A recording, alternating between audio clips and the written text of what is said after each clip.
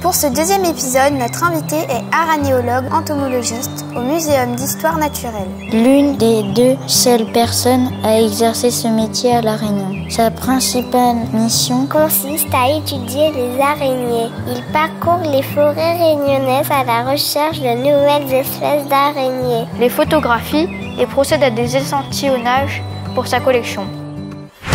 Curioscience, le petit journal de la curiosité.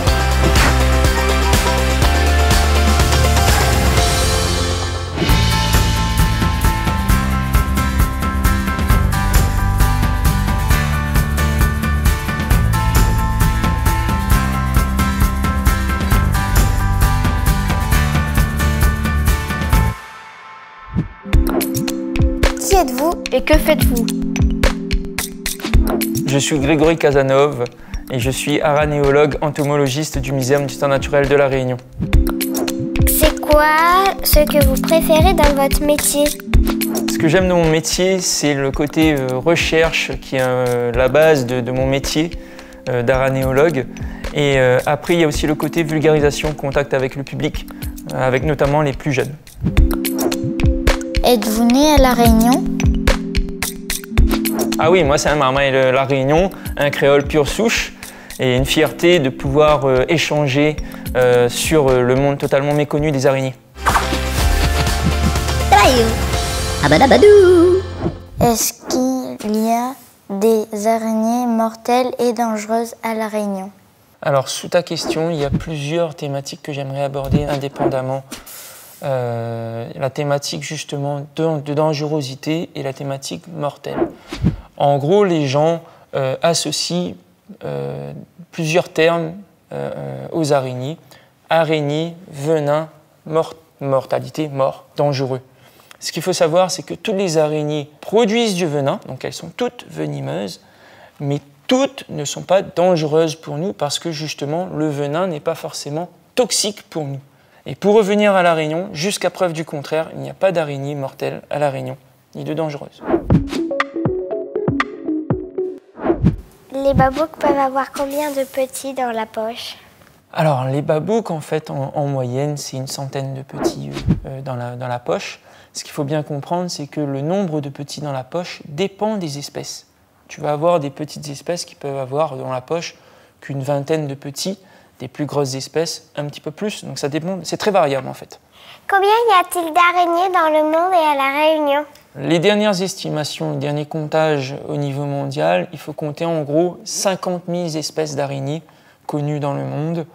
À La Réunion, le chiffre est nettement moins, on est à 168, mais on estime entre 400 et 500 espèces à La Réunion. Donc en connaissant 168, ça veut dire qu'il y a encore une progression en termes de connaissances. Il y a encore des araignées à découvrir à La Réunion. Est-ce que les araignées font toutes les mêmes toiles? Alors les araignées ne font pas toutes les mêmes toiles. Il y a certaines qui font des toiles orbitales, on appelle ça des toiles orbitales, c'est des toiles circulaires. C'est l'image classique qu'on a tous de la toile d'araignée.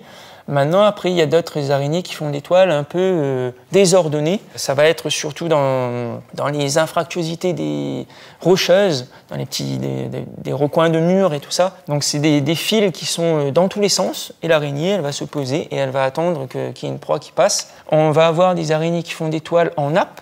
Donc là, c'est totalement différent. C'est vraiment une impression d'une nappe. Et l'araignée va se tenir en dessous et va attendre qu'il y ait une proie qui va tomber dessus. Et il y a même des araignées qui ne font pas de toile. Typiquement, la babouque, elle, c'est une araignée qui ne fait pas de toile. Ça ne veut pas dire qu'elle ne produit pas de soie. Elle ne fait pas de toile, elle a une vue un peu meilleure et donc elle va courir derrière sa proie pour l'attraper. Un peu l'image du lion qui court derrière le zèbre dans la savane. C'est pareil. Pourquoi les bibes vivent-elles plus dans les hauts de La Réunion? Alors ça, derrière cette question-là, c'est vrai qu'on a tous tendance à dire, en tout cas le créole, le réunionnais a tendance à dire effectivement qu'on voit plus les bibes en altitude. On va dire c'est de l'ordre de l'appréciation, des intuitions. Il n'y a pas vraiment eu d'études bien précises menées à La Réunion. Ce qui est sûr, c'est qu'on peut émettre une hypothèse, c'est qu'il y a eu, avec la crise du chikungunya en 2006-2007, quand il y a eu pulvérisation à grande échelle de produits chimiques contre le moustique, il y a eu peut-être un impact de ces produits-là sur les araignées. Et donc du coup, au niveau du littoral, là où les hommes vivent à majorité, il y a moins parce que les araignées ont peut-être été impactées. Et là, clairement, il n'y a pas de recul sur cet impact-là de traitement chimique sur les araignées. Donc il faudrait faire des études en fait pour confirmer ou contredire cette tendance qu'on a effectivement qu'elle se retrouve plus en altitude. J'ai trouvé cette expérience très bien. On peut apprendre en plus des choses avec des professionnels sur la science. Eh bien, j'ai adoré ça, car j'étais dans la peau d'un reporter et en même temps d'une araignée. J'ai trouvé que c'était bien et dès qu'on m'en a parlé, j'ai dit que ça pourrait être chouette, alors j'ai tenté l'expérience. J'ai adoré, c'était trop bien et je suis contente d'avoir participé. Retrouvez-nous sur Internet.